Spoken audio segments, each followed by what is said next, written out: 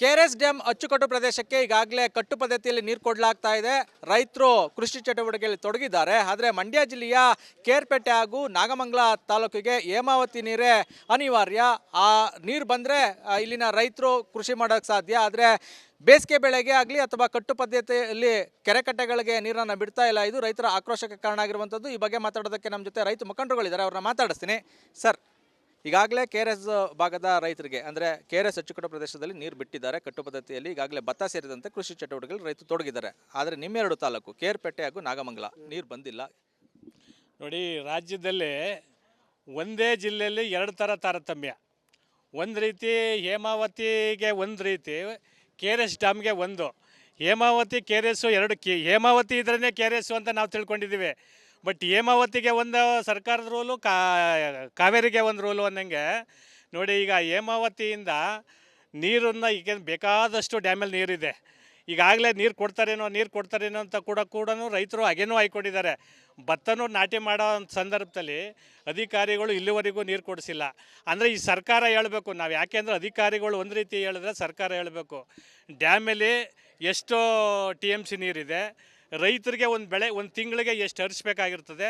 ಆಮೇಲೆ ಜೊತೆಗೆ ನೀವು ಬೆಳೆ ಕೊಡದೇ ಇದ್ರೂ ಪರವಾಗಿಲ್ಲ, ಕೆರೆ ಕಟ್ಟೆಗಳಿಗೆ ನೀರು ಕೊಟ್ಟರೆ ಈ ಬೋರ್ವೆಲ್ಲು ಅಂತರ್ಜಲಕ್ಕೆ ಬೋರ್ವೆಲ್ ಏನಾಗುತ್ತವೆ, ಬೋರ್ವೆಲ್ ಏನಾಯ್ತದೆ ಡೆವಲಪ್ ಆಯ್ತದೆ.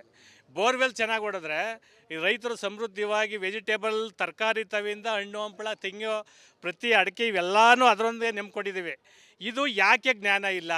ಹೇಮಾವತಿಗೆ ಒಂದು ನೀತಿ, KRSಗೆ ಒಂದಿದೆಯಾ? ನಮ್ಮ ಮುತ್ತುಕುಮಾರ್ ಸರ್ ಈಗ ಮನವಿ ಕೊಟ್ಟಿದ್ದೀರಿ, ಅಧಿಕಾರಿಗಳಿಂದ ಸ್ಪಂದನೆ ಸಿಕ್ಕಿದೆಯಾ? ನಿಮ್ಮ ಭಾಗದ ರಾಜಕಾರಣಿಗಳು ಅಂದರೆ ನಿಮ್ಮ ಶಾಸಕರು ಏನು ಹೇಳ್ತಾರೆ? ಅಧಿಕಾರಿಗಳಿಂದ ಇನ್ನೂ ಸ್ಪಂದನೆ ಸಿಕ್ಕಿಲ್ಲ. ಇನ್ನೂ ನಾವು ಮೇಲಧಿಕಾರಿಯವ್ರು ಕೇಳ್ತೀವಿ ಅಂತ ಹೇಳಿದರೆ, ತಹಸೀಲ್ದಾರು ನೀರಾವರಿ ಇಲಾಖೆಯವ್ರನ್ನ ಕರೆದಿದ್ರು. ಮತ್ತೆ ಅದು ಬರ್ಕಾಸಾಗಿದೆ ನಾಳೆ ಅಂತಿದೆ. ಅವರ ನಡವಳಿಕೆ ನೋಡಿ ನಾವು ತಾಲೂಕದಲ್ಲಿ ಜನಜಾಗೃತ ಮಾಡಿ, ನಾವು ಒಬ್ಬರೇ ಏನು ಮಾಡೋಕ್ಕಾಗಲ್ಲ, ಅದನ್ನು ಜನಜಾಗೃತ ಮಾಡಿ ಹೋರಾಟನ ಸ್ಟಾರ್ಟ್ ಮಾಡ್ತೀವಿ. ಅದು ನೀರು ಬರಗಂಟ್ಲು ಅಂತಿಮ ತಲುಪ್ತೀವಿ. ಈಗ ನಿಮ್ಮ ಭಾಗದಲ್ಲಿ ತೋಟಗಾರಿಕೆ ಬೆಳೆಗಳೇ ಜಾಸ್ತಿ, ಜೊತೆಗೆ ಕಬ್ಬು. ಈಗ ಒಂದು ವೇಳೆ ನೀರು ಬಿಡಲಿಲ್ಲ ಅಂದರೆ ಸಂಪೂರ್ಣ ಬೆಳೆ ನಾಶ ಆಗುತ್ತೆ. ನೀರು ಬಿಡಲಿಲ್ಲ ಅಂದರೆ ಅಂತರ್ಜಲ ಕುಸಿತದೆ. ಅಂತರ್ಜಲ ಕುಸಿತಿದ್ದಂಗೆ ಕಬ್ಬು, ಅಡಿಕೆ, ತಂಗು ಎಲ್ಲವೂ ನಾಶ ಆಗ್ತದೆ ಸಣ್ಣದಾಗಿ. ಅವರು ಅದನ್ನು ಎಚ್ಚರಿಕೆ ಮಾಡಬೇಕು. ಮಂಡ್ಯ ಜಿಲ್ಲೆಯಲ್ಲಿ ಹೈಯೆಸ್ಟು ಪಂಪ್ಸೆಟ್ ಇರೋದೇ ಬೋರ್ವೆಲ್ಗಳು ನಮ್ಮ ತಾಲೂಕಲ್ಲಿ. ಅದು ಯಾವಾಗ ಅಂತರ್ಜಲ ಮಟ್ಟ ಕುಸಿತದೆ, ಕುಡಿಯೋ ನೀರಿಗೂ ತೊಂದರೆ ಆಗ್ತದೆ. ಗ್ರಾಮ ಪಂಚಾಯತಿಲಿ ಸದಸ್ಯರಿದ್ರಲ್ಲಿ ಅವ್ರಿಗೂ ಹೊಡ್ತಾ ಬೀಳ್ತದೆ, ಅವರು ಮನೆಗೆ ನೀರು ಕೊಡೋಕ್ಕಾಗಲ್ಲ, ಆ ಸ್ಥಿತಿ ಬರ್ತದೆ. ಆ ಕಾರಣದಿಂದ ನೀರು ಬಿಟ್ಟರೆ ಹಳ್ಳ ಕೊಳ್ಳ ಹರಿದು ಕೆರೆ ಕಟ್ಟೆಗಳು ತುಂಬಿದ್ರೆ ಅನಿವಾರ್ಯ ಬೆಳೆ ಆಗ್ಬೋದು, ಆಗದೇ ಇರ್ಬೋದು. ತಂಗನ ರಕ್ಷಣೆ ಮಾಡ್ತೀವಿ, ಅಡಿಕೆ ರಕ್ಷಣೆ ಮಾಡ್ತೀವಿ, ಕಬ್ಬನ ರಕ್ಷಣೆ ಮಾಡ್ತೀವಿ. ಈ ಥರ ಹಲವಾರುವಾದ ತರಕಾರಿಗಳನ್ನ ರಕ್ಷಣೆ ಮಾಡ್ತೀವಿ. ಸರ್, ಈಗ ಒಂದು ವೇಳೆ ನೀರು ಬಿಡಲಿಲ್ಲ, ನಿಮ್ಮ ಹೋರಾಟಕ್ಕೆ ಸ್ಪಂದನೆ ಸಿಗಲಿಲ್ಲ ಅಂದರೆ ನಿಮ್ಮ ಹಾದಿ ಹೇಗಿರುತ್ತೆ? ನಾವು ಒಂದು ವೇಳೆ ಸರ್ಕಾರದ ಮೊರೆ ಹೋಗಿದ್ದೀವಿ, ಅಧಿಕಾರಿಗಳ ಮೊರೆ ಹೋಗಿದ್ದೀವಿ. ನಮ್ಮ ರೈತ ಒಕ್ಕೂಟ ಪೂರ ಒಂದಾಗಿ ಎಲ್ಲ ಕಚೇರಿಗಳ ಮುಂದೆ ದೊಡ್ಡದಾಗಿ ಪ್ರತಿಭಟನೆ ಮಾಡ್ತೀವಿ. ಯಾಕೆ ಅಂತ ಅಂದರೆ ಈಗಾಗಲೇ ನೀರು ಬಿಟ್ಟಿಲ್ಲ, ಜಾನುವಾರುಗಳು ಸಾಲ ತಂದು ಹೈನುಗಾರಿಕೆ ಮಾಡ್ತಾ ಇರೋದು. ಅವು ಕುಡಿಯೋಕ್ಕೆ ನೀರಿಲ್ಲ, ಅವಕ್ಕೆ ಸಾಕು ಪ್ರಾಣಿಗಳಿಗೆ ನೀರಿಲ್ಲ ಅಂದರೆ ನಾವು ಹೈನುಗಾರಿಕೆ ನಂಬಿ ಏನು ಮಾಡೋಕ್ಕಾಗತ್ತೆ? ಯಾಕೆಂದರೆ ಈಗಾಗಲೇ ಮೈಕ್ರೋ ಫೈನಾನ್ಸ್ನಿಂದ ಹಲವಾರು ರೈತರು ಸಾಯ್ತಾ ಇದ್ದಾರೆ. ಇನ್ನು ನೀರು ಬಿಟ್ಟಿಲ್ಲ, ಕುಡಿಯೋ ನೀರು ಇಲ್ಲ, ಬೆಳೆನೂ ಬೆಳೆಯೋಕ್ಕಾಗಲ್ಲ, ಇನ್ನು ಅಡಿಕೆ ತೆಂಗನ್ನು ಉಳ್ಸೋಕ್ಕಾಗಲ್ಲ, ಕಬ್ಬನ್ನು ಉಳ್ಸೋಕ್ಕಾಗಲ್ಲ. ಇನ್ನು ನಮ್ಮ ರೈತ ಹೋರಾಟನೂ ಮಾಡಬೇಕು. ಹೋರಾಟಕ್ಕೂ ಬೆಲೆ ಸಿಕ್ಕಲಿಲ್ಲ ಅಂದರೆ ಆತ್ಮಹತ್ಯೆ ಒಂದೇ ಕಾರಣ. ಸರ್ಕಾರ ಇದನ್ನು ಈ ಕೂಡಲೇ ಮನಗಂಡು ನಮಗೆ ನೀರು ಕೊಡಬೇಕು. ನೀರು ಕೊಡಲಿಲ್ವಾ ರೈತನ ನೇಣಿಗಂಬಕ್ಕೆ ಹಾಕ್ಬೇಕಷ್ಟೇ. ಇವ್ರು ಕೈಯಾರ ಹಗ್ಗ ಕೊಟ್ಬಿಡ್ಲಿ, ಒಂದು 3.5 ಅಡಿ ಹಗ್ಗ ಕೊಟ್ಟರೆ ಸಂಪೂರ್ಣವಾಗಿ ಸರ್ಕಾರದ ಹೆಸರು ಹೇಳ್ಕೊಂಡು ರೈತ ಆತ್ಮಹತ್ಯೆ ಮಾಡ್ಕೊತಾನೆ ಕಚೇರಿಗಳ ಮುಂದ್ಗಡೆ. ಇಷ್ಟು ಬಿಟ್ಟರೆ ಇನ್ನೇನೂ ಇಲ್ಲ. ಸರ್ಕಾರ ಇದನ್ನು ಮನಗಂಡು ಈ ಕೂಡಲೇ ನೀರು ಹರಿಸ್ಬೇಕು ನಮ್ಮ ಹೇಮಾವತಿ ಎಡದಂಡೆ ನಾಲೆಗೆ. ಇದಿಷ್ಟು ರೈತ ಮುಖಂಡರುಗಳ ಮಾತಾಗಿರುವಂಥದ್ದು. ಕೂಡಲೇ ಕೇರ್ಪೇಟೆ ಹಾಗೂ ನಾಗಮಂಗಲ ತಾಲೂಕಿನ ಭಾಗಕ್ಕೆ ನೀರನ್ನು ಕೊಡಬೇಕು. ಕಟ್ಟು ಪದ್ಧತಿಯಲ್ಲಾದರೂ ಕೂಡ ನೀರು ಕೊಟ್ಟರೆ ಒಂದಷ್ಟು ಕೆರೆ ಕಟ್ಟೆಗಳು ಭರ್ತಿ ಆಗ್ತವೆ, ಅದರಿಂದ ಒಂದಷ್ಟು ಅಂತರ್ಜಲ ವೃದ್ಧಿ ಆಗ್ತದೆ. ಆಗ ರೈತ ಜೀವನ ಮಾಡ್ಬೋದು. ಇಲ್ಲಾಂದರೆ ಆತ್ಮಹತ್ಯೆ ದಾರಿ ಹಿಡಿಯುವಂಥ ಪರಿಸ್ಥಿತಿಗೆ ರೈತ ಹೊಂಟೋಗ್ತಾನೆ ಅನ್ನೋ ಒಂದು ಆತಂಕವನ್ನು ವ್ಯಕ್ತಪಡಿಸ್ತಾ ಇದ್ದಾರೆ. ಜೊತೆಗೆ ಸರ್ಕಾರಕ್ಕೆ ಎಚ್ಚರಿಸುವಂಥ ಕೆಲಸವನ್ನು ಕೂಡ ಮಾಡ್ತಾ ಇರುವಂಥದ್ದು. ಕ್ಯಾಮ್ರಾಮನ್ ಜೊತೆ Anand, republic Kannada, Mandya. KRS dam ಅಚ್ಚುಕಟ್ಟು ಪ್ರದೇಶಕ್ಕೆ ಈಗಾಗಲೇ ಕಟ್ಟು ಪದ್ಧತಿಯಲ್ಲಿ ನೀರು ಕೊಡಲಾಗ್ತಾ ಇದೆ. ರೈತರು ಕೃಷಿ ಚಟುವಟಿಕೆಯಲ್ಲಿ ತೊಡಗಿದ್ದಾರೆ. ಆದರೆ ಮಂಡ್ಯ ಜಿಲ್ಲೆಯ ಕೇರ್ಪೇಟೆ ಹಾಗೂ ನಾಗಮಂಗಲ ತಾಲೂಕಿಗೆ ಹೇಮಾವತಿ ನೀರೇ ಅನಿವಾರ್ಯ. ಆ ನೀರು ಬಂದರೆ ಇಲ್ಲಿನ ರೈತರು ಕೃಷಿ ಮಾಡೋಕ್ಕೆ ಸಾಧ್ಯ. ಆದರೆ ಬೇಸಿಗೆ ಬೆಳೆಗೆ ಆಗಲಿ ಅಥವಾ ಕಟ್ಟು ಪದ್ಧತಿಯಲ್ಲಿ ಕೆರೆ ಕಟ್ಟೆಗಳಿಗೆ ನೀರನ್ನು ಬಿಡ್ತಾ ಇಲ್ಲ. ಇದು ರೈತರ ಆಕ್ರೋಶಕ್ಕೆ ಕಾರಣ ಆಗಿರುವಂಥದ್ದು. ಈ ಬಗ್ಗೆ ಮಾತಾಡೋದಕ್ಕೆ ನಮ್ಮ ಜೊತೆ ರೈತ ಮುಖಂಡರುಗಳಿದ್ದಾರೆ, ಅವ್ರನ್ನ ಮಾತಾಡಿಸ್ತೀನಿ. ಸರ್, ಈಗಾಗಲೇ KRS ಭಾಗದ ರೈತರಿಗೆ ಅಂದರೆ KRS ಅಚ್ಚುಕಟ್ಟು ಪ್ರದೇಶದಲ್ಲಿ ನೀರು ಬಿಟ್ಟಿದ್ದಾರೆ ಕಟ್ಟು ಪದ್ಧತಿಯಲ್ಲಿ. ಈಗಾಗಲೇ ಭತ್ತ ಸೇರಿದಂತೆ ಕೃಷಿ ಚಟುವಟಿಕೆಗಳು ರೈತರು ತೊಡಗಿದ್ದಾರೆ. ಆದರೆ ನಿಮ್ಮೆರಡು ತಾಲೂಕು ಕೇರ್ಪೇಟೆ ಹಾಗೂ ನಾಗಮಂಗಲ ನೀರು ಬಂದಿಲ್ಲ. ನೋಡಿ, ರಾಜ್ಯದಲ್ಲಿ ಒಂದೇ ಜಿಲ್ಲೆಯಲ್ಲಿ ಎರಡು ಥರ ತಾರತಮ್ಯ. ಒಂದು ರೀತಿ ಹೇಮಾವತಿಗೆ ಒಂದು ರೀತಿ, KRS ಡ್ಯಾಮ್ಗೆ ಒಂದು. ಹೇಮಾವತಿ KRS ಎರಡು ಹೇಮಾವತಿ ಇದ್ರೇ KRS ಅಂತ ನಾವು ತಿಳ್ಕೊಂಡಿದ್ದೀವಿ. ಬಟ್ ಹೇಮಾವತಿಗೆ ಒಂದು ಸರ್ಕಾರದ ರೂಲು, ಕಾವೇರಿಗೆ ಒಂದು ರೂಲು ಅನ್ನಂಗೆ. ನೋಡಿ, ಈಗ ಹೇಮಾವತಿಯಿಂದ ನೀರನ್ನು ಈಗ ಬೇಕಾದಷ್ಟು ಡ್ಯಾಮಲ್ಲಿ ನೀರಿದೆ. ಈಗಾಗಲೇ ನೀರು ಕೊಡ್ತಾರೇನೋ ಅಂತ ಕೂಡ ರೈತರು ಹಾಗೇನೂ ಹಾಯ್ಕೊಂಡಿದ್ದಾರೆ. ಭತ್ತನೂ ನಾಟಿ ಮಾಡೋ ಸಂದರ್ಭದಲ್ಲಿ ಅಧಿಕಾರಿಗಳು ಇಲ್ಲಿವರೆಗೂ ನೀರು ಕೊಡಿಸಿಲ್ಲ. ಅಂದರೆ ಈ ಸರ್ಕಾರ ಹೇಳಬೇಕು. ನಾವು ಯಾಕೆಂದರೆ ಅಧಿಕಾರಿಗಳು ಒಂದು ರೀತಿ ಹೇಳಿದ್ರೆ ಸರ್ಕಾರ ಹೇಳಬೇಕು. ಡ್ಯಾಮಲ್ಲಿ ಎಷ್ಟು TMC ನೀರಿದೆ, ರೈತರಿಗೆ ಒಂದು ತಿಂಗಳಿಗೆ ಎಷ್ಟು ಹರಿಸ್ಬೇಕಾಗಿರ್ತದೆ. ಆಮೇಲೆ ಜೊತೆಗೆ ನೀವು ಬೆಳೆ ಕೊಡದೇ ಇದ್ರೂ ಪರವಾಗಿಲ್ಲ, ಕೆರೆ ಕಟ್ಟೆಗಳಿಗೆ ನೀರು ಕೊಟ್ಟರೆ ಈ ಬೋರ್ವೆಲ್ಲು ಅಂತರ್ಜಲಕ್ಕೆ ಬೋರ್ವೆಲ್ ಏನಾಗುತ್ತವೆ, ಬೋರ್ವೆಲ್ ಏನಾಯ್ತದೆ ಡೆವಲಪ್ ಆಯ್ತದೆ. ಬೋರ್ವೆಲ್ ಚೆನ್ನಾಗಿ ಹೊಡೆದ್ರೆ ಈ ರೈತರು ಸಮೃದ್ಧವಾಗಿ ವೆಜಿಟೇಬಲ್, ತರಕಾರಿ ತವಿಯಿಂದ ಹಣ್ಣು ಹಂಪಳ, ತೆಂಗು, ಪ್ರತಿ ಅಡಿಕೆ ಇವೆಲ್ಲನೂ ಅದರೊಂದೇ ನೆಮ್ಕೊಂಡಿದ್ದೀವಿ. ಇದು ಯಾಕೆ ಜ್ಞಾನ ಇಲ್ಲ? ಹೇಮಾವತಿಗೆ ಒಂದು ನೀತಿ, KRSಗೆ ಒಂದಿದೆಯಾ? ನಮ್ಮ ಮುತ್ತುಕುಮಾರ್ ಸರ್ ಈಗ ಮನವಿ ಕೊಟ್ಟಿದ್ದೀರಿ, ಅಧಿಕಾರಿಗಳಿಂದ ಸ್ಪಂದನೆ ಸಿಕ್ಕಿದೆಯಾ? ನಿಮ್ಮ ಭಾಗದ ರಾಜಕಾರಣಿಗಳು ಅಂದರೆ ನಿಮ್ಮ ಶಾಸಕರು ಏನು ಹೇಳ್ತಾರೆ? ಅಧಿಕಾರಿಗಳಿಂದ ಇನ್ನೂ ಸ್ಪಂದನೆ ಸಿಕ್ಕಿಲ್ಲ. ಇನ್ನೂ ನಾವು ಮೇಲಧಿಕಾರಿಯವ್ರು ಕೇಳ್ತೀವಿ ಅಂತ ಹೇಳಿದ್ದಾರೆ. ತಹಸೀಲ್ದಾರು ನೀರಾವರಿ ಇಲಾಖೆಯವ್ರನ್ನ ಕರೆದಿದ್ರು, ಮತ್ತೆ ಅದು ಬರ್ಕಾಸಾಗಿದೆ ನಾಳೆ ಅಂತಿದೆ. ಅವರ ನಡವಳಿಕೆ ನೋಡಿ ನಾವು ತಾಲೂಕದಲ್ಲಿ ಜನಜಾಗೃತ ಮಾಡಿ, ನಾವು ಒಬ್ಬರೇ ಏನು ಮಾಡೋಕ್ಕಾಗಲ್ಲ, ಅದನ್ನು ಜನಜಾಗೃತ ಮಾಡಿ ಹೋರಾಟನ ಸ್ಟಾರ್ಟ್ ಮಾಡ್ತೀವಿ.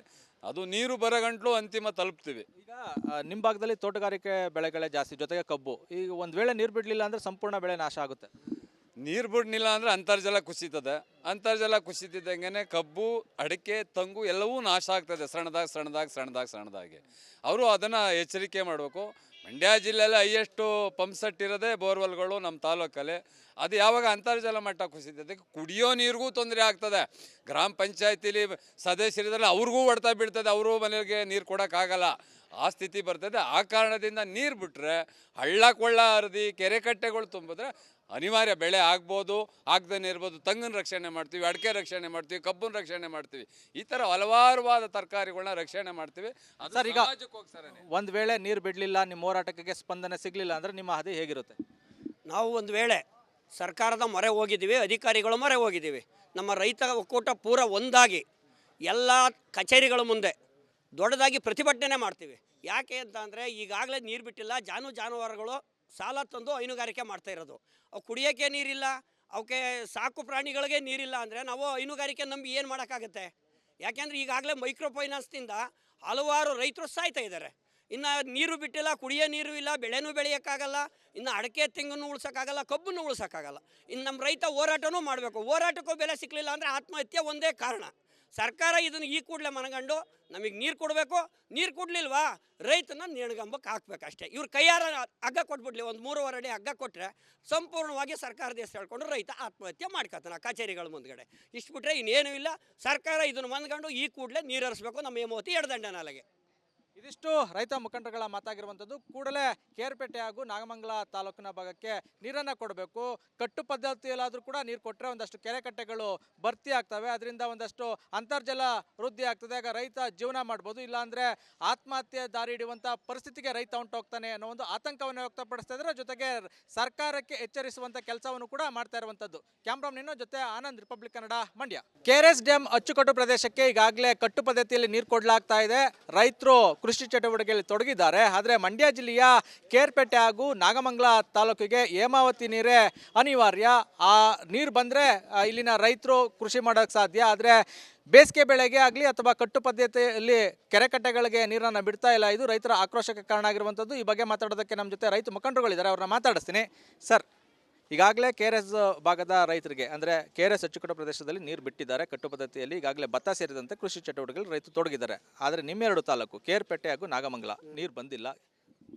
ನೋಡಿ, ರಾಜ್ಯದಲ್ಲಿ ಒಂದೇ ಜಿಲ್ಲೆಯಲ್ಲಿ ಎರಡು ಥರ ತಾರತಮ್ಯ.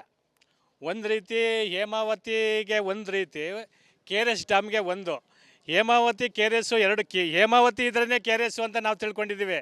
ಬಟ್ ಹೇಮಾವತಿಗೆ ಒಂದು ಸರ್ಕಾರದ ರೂಲು, ಕಾವೇರಿಗೆ ಒಂದು ರೂಲು ಅನ್ನಂಗೆ. ನೋಡಿ, ಈಗ ಹೇಮಾವತಿಯಿಂದ ನೀರನ್ನು ಈಗ ಬೇಕಾದಷ್ಟು ಡ್ಯಾಮಲ್ಲಿ ನೀರಿದೆ. ಈಗಾಗಲೇ ನೀರು ಕೊಡ್ತಾರೇನೋ ಅಂತ ಕೂಡ ರೈತರು ಹಾಗೇನೂ ಹಾಯ್ಕೊಂಡಿದ್ದಾರೆ. ಭತ್ತನೂ ನಾಟಿ ಮಾಡೋ ಸಂದರ್ಭದಲ್ಲಿ ಅಧಿಕಾರಿಗಳು ಇಲ್ಲಿವರೆಗೂ ನೀರು ಕೊಡಿಸಿಲ್ಲ. ಅಂದರೆ ಈ ಸರ್ಕಾರ ಹೇಳಬೇಕು, ನಾವು ಯಾಕೆಂದರೆ ಅಧಿಕಾರಿಗಳು ಒಂದು ರೀತಿ ಹೇಳಿದ್ರೆ ಸರ್ಕಾರ ಹೇಳಬೇಕು. ಡ್ಯಾಮಲ್ಲಿ ಎಷ್ಟು TMC ನೀರಿದೆ, ರೈತರಿಗೆ ಒಂದು ತಿಂಗಳಿಗೆ ಎಷ್ಟು ಹರಿಸ್ಬೇಕಾಗಿರ್ತದೆ.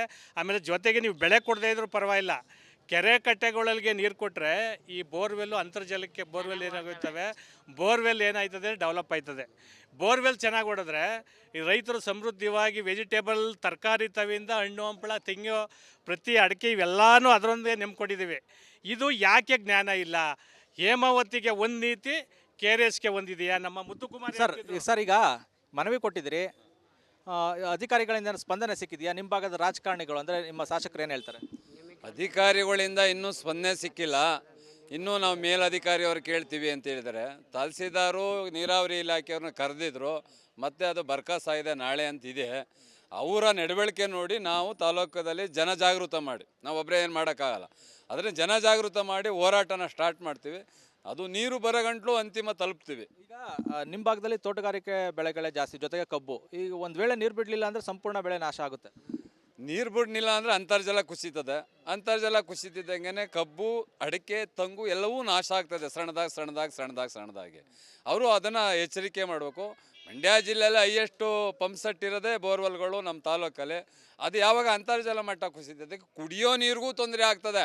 ಗ್ರಾಮ ಪಂಚಾಯತಿಲಿ ಸದಸ್ಯರಿದ್ದರೆ ಅವ್ರಿಗೂ ಹೊಡ್ತಾ ಬೀಳ್ತದೆ, ಅವರು ಮನೆಗೆ ನೀರು ಕೊಡೋಕ್ಕಾಗಲ್ಲ, ಆ ಸ್ಥಿತಿ ಬರ್ತದೆ. ಆ ಕಾರಣದಿಂದ ನೀರು ಬಿಟ್ಟರೆ ಹಳ್ಳ ಕೊಳ್ಳ ಹರಿದು ಕೆರೆ ಕಟ್ಟೆಗಳು ತುಂಬಿದ್ರೆ ಅನಿವಾರ್ಯ ಬೆಳೆ ಆಗ್ಬೋದು, ಆಗದೇ ಇರ್ಬೋದು. ತಂಗನ ರಕ್ಷಣೆ ಮಾಡ್ತೀವಿ, ಅಡಿಕೆ ರಕ್ಷಣೆ ಮಾಡ್ತೀವಿ, ಕಬ್ಬನ ರಕ್ಷಣೆ ಮಾಡ್ತೀವಿ.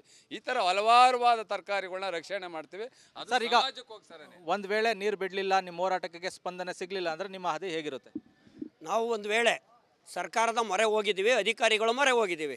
ನಮ್ಮ ರೈತ ಒಕ್ಕೂಟ ಪೂರ ಒಂದಾಗಿ ಎಲ್ಲ ಕಚೇರಿಗಳ ಮುಂದೆ ದೊಡ್ಡದಾಗಿ ಪ್ರತಿಭಟನೆ ಮಾಡ್ತೀವಿ. ಯಾಕೆ ಅಂತ ಅಂದರೆ ಈಗಾಗಲೇ ನೀರು ಬಿಟ್ಟಿಲ್ಲ, ಜಾನುವಾರುಗಳು ಸಾಲ ತಂದು ಹೈನುಗಾರಿಕೆ ಮಾಡ್ತಾ ಇರೋದು. ಅವು ಕುಡಿಯೋಕ್ಕೆ ನೀರಿಲ್ಲ, ಅವಕ್ಕೆ ಸಾಕು ಪ್ರಾಣಿಗಳಿಗೆ ನೀರಿಲ್ಲ ಅಂದರೆ ನಾವು ಹೈನುಗಾರಿಕೆ ನಂಬಿ ಏನು ಮಾಡೋಕ್ಕಾಗುತ್ತೆ? ಯಾಕೆಂದರೆ ಈಗಾಗಲೇ ಮೈಕ್ರೋ ಫೈನಾನ್ಸ್ನಿಂದ ಹಲವಾರು ರೈತರು ಸಾಯ್ತಾ ಇದ್ದಾರೆ. ಇನ್ನು ನೀರು ಬಿಟ್ಟಿಲ್ಲ, ಕುಡಿಯೋ ನೀರು ಇಲ್ಲ, ಬೆಳೆನೂ ಬೆಳೆಯೋಕ್ಕಾಗಲ್ಲ, ಇನ್ನು ಅಡಿಕೆ ತೆಂಗನ್ನು ಉಳ್ಸೋಕ್ಕಾಗಲ್ಲ, ಕಬ್ಬನ್ನು ಉಳ್ಸೋಕ್ಕಾಗಲ್ಲ. ಇನ್ನು ನಮ್ಮ ರೈತ ಹೋರಾಟನೂ ಮಾಡಬೇಕು. ಹೋರಾಟಕ್ಕೂ ಬೆಲೆ ಸಿಕ್ಕಲಿಲ್ಲ ಅಂದರೆ ಆತ್ಮಹತ್ಯೆ ಒಂದೇ ಕಾರಣ. ಸರ್ಕಾರ ಇದನ್ನು ಈ ಕೂಡಲೇ ಮನಗಂಡು ನಮಗೆ ನೀರು ಕೊಡಬೇಕು. ನೀರು ಕೊಡಲಿಲ್ವಾ ರೈತನ ನೇಣಿಗಂಬಕ್ಕೆ ಹಾಕ್ಬೇಕಷ್ಟೇ. ಇವ್ರು ಕೈಯಾರ ಹಗ್ಗ ಕೊಟ್ಬಿಡ್ಲಿ, ಒಂದು 3.5 ಅಡಿ ಹಗ್ಗ ಕೊಟ್ಟರೆ ಸಂಪೂರ್ಣವಾಗಿ ಸರ್ಕಾರದ ಹೆಸರು ಹೇಳ್ಕೊಂಡು ರೈತ ಆತ್ಮಹತ್ಯೆ ಮಾಡ್ಕೊತಾನೆ ಕಚೇರಿಗಳ ಮುಂದ್ಗಡೆ. ಇಷ್ಟು ಬಿಟ್ಟರೆ ಇನ್ನೇನೂ ಇಲ್ಲ. ಸರ್ಕಾರ ಇದನ್ನು ಮನಗಂಡು ಈ ಕೂಡಲೇ ನೀರು ಹರಿಸ್ಬೇಕು ನಮ್ಮ ಹೇಮಾವತಿ ಎಡದಂಡ ನಾಲೆಗೆ. ಇದಿಷ್ಟು ರೈತ ಮುಖಂಡರುಗಳ ಮಾತಾಗಿರುವಂಥದ್ದು. ಕೂಡಲೇ ಕೇರ್ಪೇಟೆ ಹಾಗೂ ನಾಗಮಂಗಲ ತಾಲೂಕಿನ ಭಾಗಕ್ಕೆ ನೀರನ್ನು ಕೊಡಬೇಕು.